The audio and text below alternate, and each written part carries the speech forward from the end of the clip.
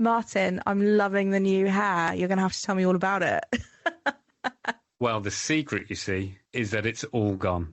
Given that I gave myself a 2 out of 10 last week for combing my hair before speaking to our new chair, Emily Norton, I decided I didn't want to have the hassle of combing or brushing again. So it's all gone. And yes, I'm very much getting the vitamin D through the scalp as I prepare for holiday season. Ooh, where are you going? Mallorca. I will expect a holiday present on your return. Yes, on with the show.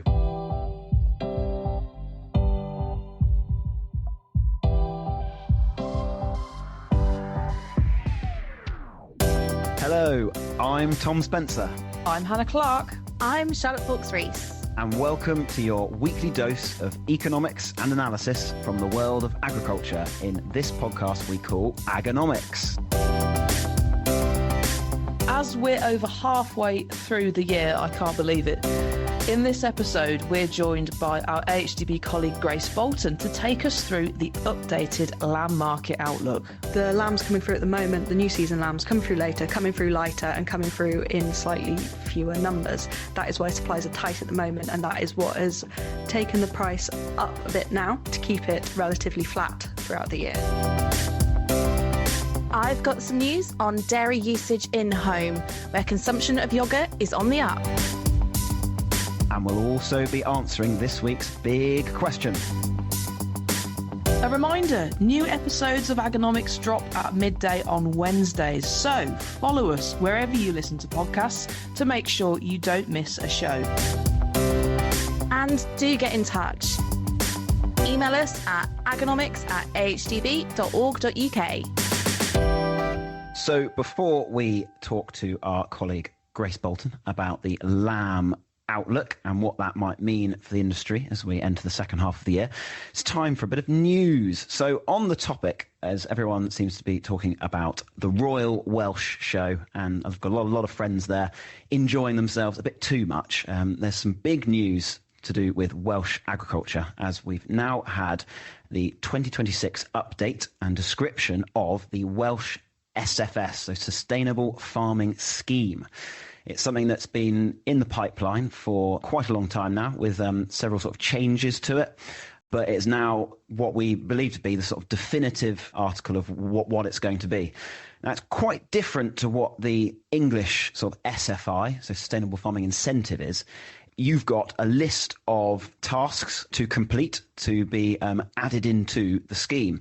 If you choose not to add into the scheme, you'll be remaining on the BPS, that basic payment scheme system that will peter down until the year 2028. But for those that wish to be a part of it, there's a lot of key aspects to it, such as doing a carbon audit on farm, to do with habitat creation and general recording of your on-farm assets and performance. So some big news there, something that we will be, I'm sure, covering with the AHDB in some articles in the coming weeks. So do watch this space. So, Hannah, what have you got from the world of agriculture in the news? I was reading quite an interesting piece this week about internet access and rural connectivity. There's some findings been released from the NFU. They did a digital access survey, which showed that 21% of farmer respondents are still unable to access an internet speed of more than 10 megabytes per second, which, if anyone that uses the internet will know that that's quite low. And that's compared to a national average of around 1% that can access that. So that's quite staggering, really. Their data also showed that just 33% of their respondents had access at all to fibre broadband. And the UK average is 57%. So these figures really show the issues around connectivity in the countryside. And for farmers, being able to access the internet is vital for running of an effective, productive business. Not only that, there's also quite a big safety concern with that as well, and not being able to call emergency services, for example. In the NFU survey, on phone use, only around 1/5 of the respondents said they can access a reliable mobile signal across their entire farm. and 10% of respondents have no 4G or 5G access.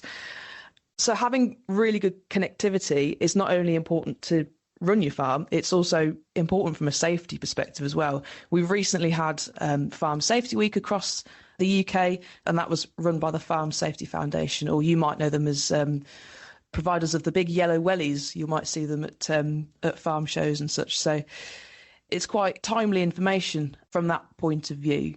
We all take internet access for granted. I mean, I work from home, and the thought of me not being able to get on the internet, well, I wouldn't be able to do my job. I wouldn't be able to do anything. I wouldn't be able to message my husband if there's something wrong with the dog, or, anything simple like that. It's something that many of us do completely take for granted. So it is really concerning that the people that are responsible for producing our food might not be able to access information to help them do that effectively, let alone keep themselves safe. So really concerning that is the case, isn't it? Yeah, definitely, Charlotte. What else have you found in the news this week? I'm going to do a shameless plug for some of the work that the Retail and Consumer Insights team has done and recently released this week for my news section. So we've talked about in the past couple of weeks quite a lot about dairy, but I think it's because actually we've got an awful lot that has been happening in the world of consumers when it comes to dairy, particularly in home. So Kim Heath, who is our lead retail insight manager within the team, has recently released a report looking at yoghurt's really positive performance for in-home usage and what some of the opportunities are for it and how it can actually push that a little bit harder. So when we think about yoghurt, it has really been bucking the trend within dairy. So when we look at how consumers are using what they're purchasing in home, a lot of dairy has actually seen some declines. Now, when we think about that, people are more likely to be going out, eating out of home, making their coffees out of home perhaps, but yoghurt really bucking that trend. So we are seeing that 97% of all yoghurt volumes sold are cows, and that 96% of all occasions for yoghurt, so when it's being eaten, actually happen within the home. And when we look into some of the reasons why this is, it's because actually it's filling a lot of consumer needs at the moment. So there's a huge amount of variety that can come within the yoghurt category. So if you think about it, you could go out, buy some Greek yoghurt, do a little bit of baking with it if you fancied it, or make some overnight oats. You could go out and get kids-specific ones, so in the tubes, nice and easy for lunch boxes. Or you've got those different health options, haven't you? So thinking of your little yogurt drinks, or the ones that are claiming to have those additional proteins sort of added into them. So it just really fits a lot of the trends that we're seeing at the moment, and it really appeals to all ages. I don't know anyone that doesn't like yogurt. I'm a yogurt person for breakfast, for sure. Yogurt with a bit of muesli, spot on. It's got to be thick, Greek style, like so thick you can stand your spoon up in it. So some of the opportunities that we see for really increasing this demand for in-home usage is about actually how we can ensure that that added value of both eating and using yogurt in meals is really clear. So that could be around taste, that could be around the luxuriousness, like Hannah said, about having that really thick yogurt and how tasty that can be, but also around that versatility. So encouraging sort of thinking about what you can add to yogurt, whether it's a topping, whether it's having it for that breakfast, whether it's having it for that dessert. And also if we can educate some of the health benefits of yogurt. So it's vitamin content, protein, but also gut health. And that is definitely increasing in importance to consumers. One of my favourite ways of using Greek yogurt is to make raita that you have with curry. Do you know what goes well in curry? Lamb. That is a segue and a half into our next section, which will be on the lamb outlook. But before we dive into that, I think it's time for a quick break. Hi, I'm Becky Smith, Senior Analyst at AHDB with a look at the beef markets. Prime cattle prices lifted slightly in the week ending the 19th of July, with the all-prime average sitting at 638 pence per kilo. We saw uplifts of 2 pence for the overall steer average and 1 pence for the overall heifer average, whilst young bull prices were flat on the week. Prices remain at record highs for this time of year and over £1.50 above last year's levels. Meanwhile, estimated slaughter for prime cattle stayed almost flat on the previous week, increasing by only 100 head. This brings the year-to-date total slaughter number over 4% lower than the same period of 2024, clearly indicating the tightness in supplies that's lending support to farm gate prices at this time. Turning to cows, the GB overall deadweight price was flat, sitting at 508 pence per kilo. We have seen this price level out in recent weeks, following a significant period of growth in the first part of the year. Cow supplies remain low, with a week-on-week drop of 5% in kill number. The latest red meat data has begun to show the effect of rising beef prices on consumer demand, with average prices paid increasing by 10% year on year. This has affected volumes, with the latest 12-week data showing overall beef volume decline of nearly 4%, with cuts such as steak and mince worse affected. For the latest data analysis on red meat, dairy and arable markets, head to ahdb.org.uk and click on Markets and Prices.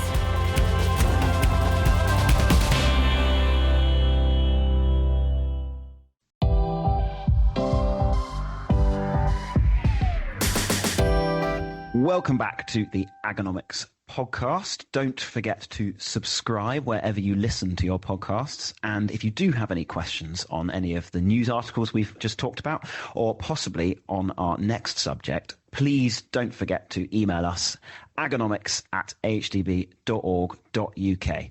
Now, welcome Grace Bolton. You're part of our livestock analysis team. And today we're talking about outlooks. Hello, everyone. Thank you very much for having me. We report on outlooks for all livestock sectors.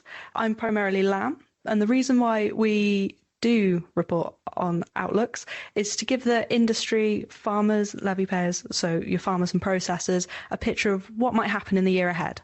So from this, we give estimates of production, estimated slaughter, and trade. So from these things, you can infer when will be best to hit your prime markets and what you can anticipate in terms of price for the year ahead, which is the most important thing on every farmer's mind. Yeah, outlooks are a really key part of our services in market intelligence and the economics and analysis team. And as Grace said, we produce them across the sectors that we cover. So beef, dairy, pork, cereals and oilseeds are the others. Grace, I know you've been heavily involved in the latest update for our lamb market outlook. What are you seeing in terms of key headlines? So in this latest update, we've taken the previous 6 months' data and put them into our outlook model. It's been quite an interesting year in sheep so far. For the first 3 months of the year, estimated slaughter was down massively. And since April until June now, it has picked up. So year to June, we're looking at 5.6 million clean sheep slaughtered. So that is lambs. And we've also updated the numbers for the amount of adult sheep that have been slaughtered. So from the year to June, we're looking at down by 6% year on year. We also update carcass weights. These are numbers that we get from DEFRA. So we've seen a lot of heavier sheep come forward, and exports are currently up about 13% from Jan to May, and imports are currently up about 10%. So using all this data, we put it into the model, and from here we can infer what's going to happen for the rest of the year. In terms of headlines, we're looking at improved production on 2024. So 274,000 tonnes is the new estimate for sheep meat. And we are looking at higher exports and higher imports. The sheep sector's been quite interesting this year. And if you look at the price trajectory, that's a hard word to say, for clean lambs this year, it's bucked the trend, really, that you would typically see. Some of that is because last year was a little bit crazy in terms of the price, and we've covered it before, I think, in terms of those market dynamics coming together and spiking the price in the spring. Right now, we would typically see that kind of lamb price fall off a little bit now going into summer, but we haven't really seen that yet at time of recording. I wondered if we could explore the supply dynamics that we've seen this year, because I know we've sort of talked about that higher carryover and how that's come forward this year. So I just wondered what your thoughts were on that. You are completely right, Hannah. We have seen higher carryover this year, which was weighing on the price mid-year. So during those key demand periods of Easter and Ramadan, that is when we saw the majority of that 2024 carryover come forward, a bit old, bit heavy, weighing on the price. We started off the year very, very high prices, which have now come down a bit and remained mostly flat. In terms of supply dynamics now, we are looking at fewer lambs coming through, so supplies are tight. The new season lambs that have come through now are coming through later. This is because of pushback lambing due to disease risks like we saw in 2024 when lots of farms were badly hit by Schmallenberg. So people have pushed back their lambing to hopefully avoid some of these factors. So the lambs coming through at the moment, the new season lambs coming through later, coming through lighter and coming through in slightly fewer numbers. That is why supplies are tight at the moment, and that is what has taken the price up a bit now to keep it relatively flat throughout the year. I mean, will there also have been some sort of impact from the weather on this if they're coming through lighter? Just thinking, obviously, it's been such a warm year so far, hasn't it? I now have a hosepipe ban in Gloucestershire. What sort of impact might that have been having on the figures that we're seeing? What we saw is general reports of quite a good lambing season this year, because it wasn't like 2024 when it was wet and cold and miserable. This year was broadly okay for a lot of the country. So we were seeing more lambs on the ground then. Since then, though, like I said, some places it just simply hasn't rained since spring. So there is a distinct lack of forage in these areas, which is making lambs harder to finish. As such, in this outlook, we've adjusted the seasonality of clean sheep slaughter for the second half of the year, pushing that back a bit, taking into account these longer finishing times and potentially putting them over into a 2026 carryover. And I suppose if there is lack of forage, is that then going to be putting increased pressures on margins for farmers if they are then going to be having to preserve forage, your hay, or hard feed more than they would have been before? You know, what sort of impact do you think that might be having? The impact on margin from having to supplementary feed is significant.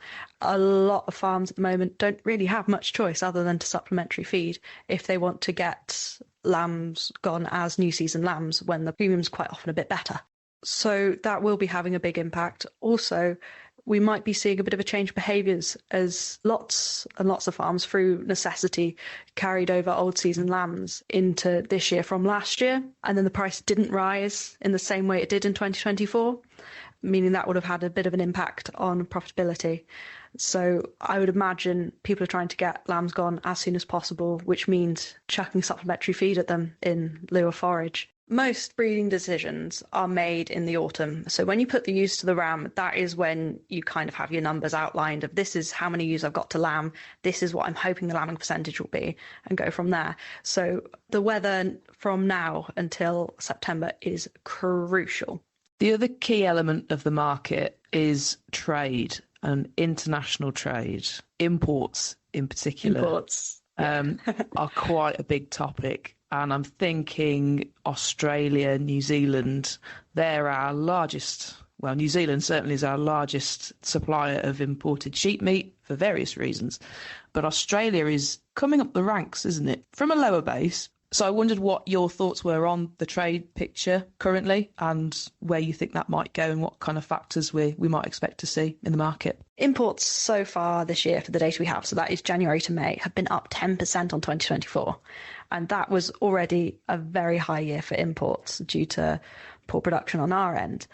And like you said, the FTAs with Australia and New Zealand are having a big impact. So year to date, 2025, 59% of sheep meat imports have come from New Zealand, 26% have come from Australia. In 2024, this was 62% from New Zealand and 20% from Australia. So Australia is rising up the ranks, but is still a long way away from fulfilling its sheep meat quota. In the outlook for the rest of the year, we have put total import up only incrementally from the last estimate. This brings total imports down by 5% year on year. So what we are expecting for the rest of the year as our own domestic production kicks in late summer and autumn to see these imports return back to more normal levels. We're also outside of our demand period now as well, so shouldn't be seeing the massive volumes coming through.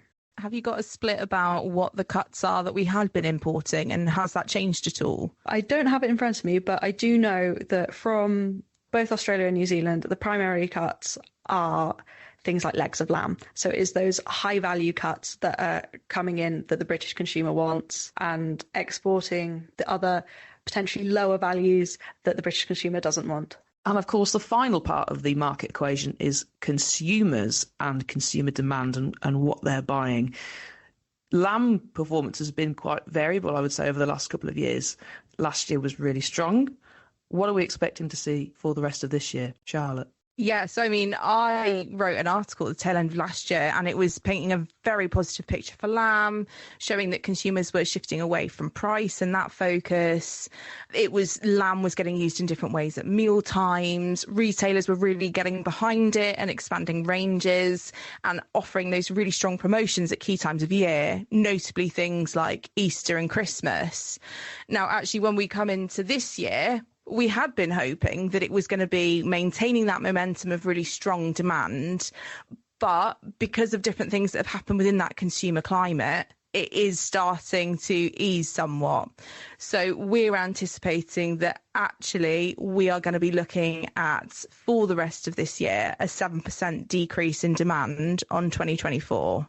So unfortunate that has really drops off from where we were seeing at the heights of the end of last year.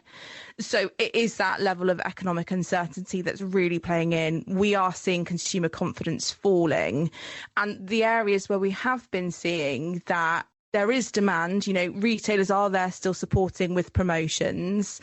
We're not seeing those off promotional purchases coming through. So it is that consumer is starting to ease off somewhat. But we're also seeing, it is a bit of a split picture. So lamb in retail is what's really driving this decline. And so far in 2025, we can see that lamb volumes have been down by 10%. Whereas the out-of-home market has been flat. So it's that changing picture about perhaps consumers not looking to lamb for their in-home meals, but still looking to treat themselves when they are going out to enjoy a meal out. And you mentioned about demand looking lower compared to last year, but last year we saw a lot of promotions and in-store activity that really drove that lamb consumption up, as well as the combination of timing of festivals and things like that in the spring. Can I ask what consumption is looking like compared to maybe 2 years ago or a couple of years ago when we didn't see quite such volatility? Yeah, so if we look compared to 2023, we're anticipating that we are going to be down by 2%. And it is just that changing in confidence is really coming through. As you mentioned, we had the festivals coinciding. So Eid, Ramadan, that hit at the same time as Easter in 2024. This year, we had that slight staggering of that, so we weren't having that combination impact on that lamb demand. But we have seen that use of promotions has been increased this year. So when people are purchasing, there has been that increase in promotional purchases happening. The bit that's been that falling off perhaps has been on that non-promotional purchases. So people perhaps aren't reaching for lamb as that standard everyday purchase. And of course, AHDB does a lot of promotion and marketing for the red meats that we cover, lamb being a crucial one of those. So Love Lamb Week we have in September is a flagship marketing campaign. Charlotte, I know our analysis covers kind of the volume outlook, but also opportunities as well. And how can we, as an industry, maximise consumption of lamb? Yeah, so we know from a number of our data providers and different sources that we look at and independent research which we conduct that lamb is seen as a really tasty protein. It's something that families and your kids or your partners, they're going to be pestering for to have it included within their meals, and that dishes are seen to be more tasty or more enjoyable when lamb is included within them. So it's all about how can we give that little bit of confidence to consumers to be inspired to cook tasty, easy to cook dishes that include lamb and make them that little bit more familiar with perhaps cooking with the protein. But it's also around, how can we get the messaging right in store, online, on pack, as well as in food service for how lamb is a great source of protein, vitamin B12 and the other health benefits that lamb can offer, as well as making sure that its presence does remain. So we'd seen that great introduction of different ranges by retailers. That's been really important, particularly for keeping lamb on people's menus in home. But also, if you think about out of home, we want to make sure that lamb is kept on that menu, so it's there as that choice for consumers to be able to have. So we've covered everything there, really, I think, for the lamb market. And if anyone would like to read more about the outlook, you can find it on our website. If you search Agri-Market Outlook, you will find all of our reports for our sectors that we cover there. So big thanks to Grace and Charlotte for taking us through that. If you're looking to bring new talent into your business, then the Pig Industry Scholarship Programme could be for you. Known as PISP, the initiative developed by AHDB, the National Pig Association and Harper Adams University recruits highly qualified agriculture students into the pig industry and associated trade. It's a fantastic way for farm businesses to gain staff and help train the next generation by offering valuable hands-on 12-month work placements. The deadline to express your interest for the 2026-27 academic year is Monday the 2nd of September. For more, visit ahdb.org.uk and search for Pig Industry Scholarship.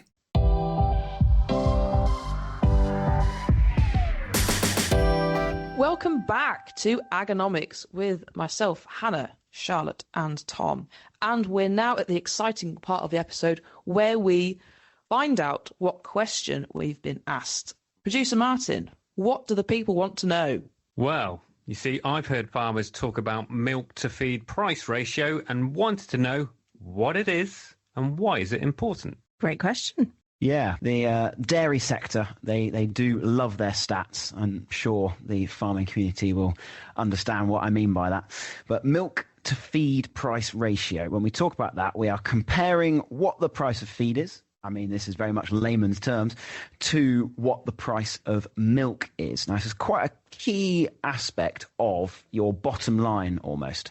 If you are being efficient with your feed usage and producing milk at what is deemed a sort of acceptable level for your farm, keeping that feed price ratio at a point where you're still turning over a profit is really crucial, and something that is often out of control for a farmer. It's definitely an external factor in what they are charged for feed. Obviously, there are decisions that they can make on farm when it comes to how much feed they use.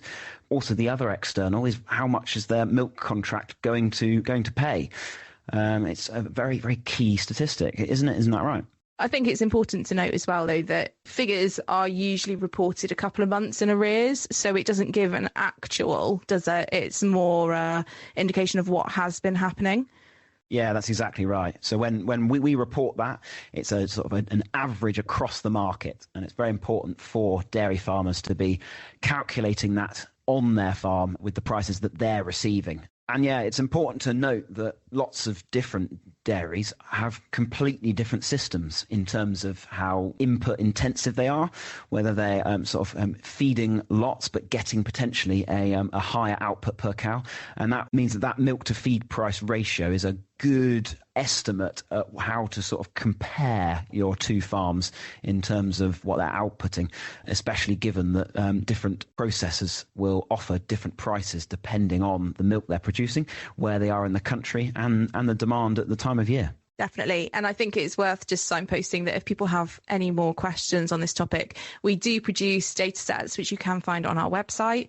And if you had any further questions on that, you can speak to our team. The latest dairy market review you can find online for the last quarter, for quarter two, and that talks about milk production, what we're seeing in terms of output, forecast. It talks about the milk to feed price ratio as well, and trends that we're seeing in the number of cows and the kind of calving systems that we're seeing as well.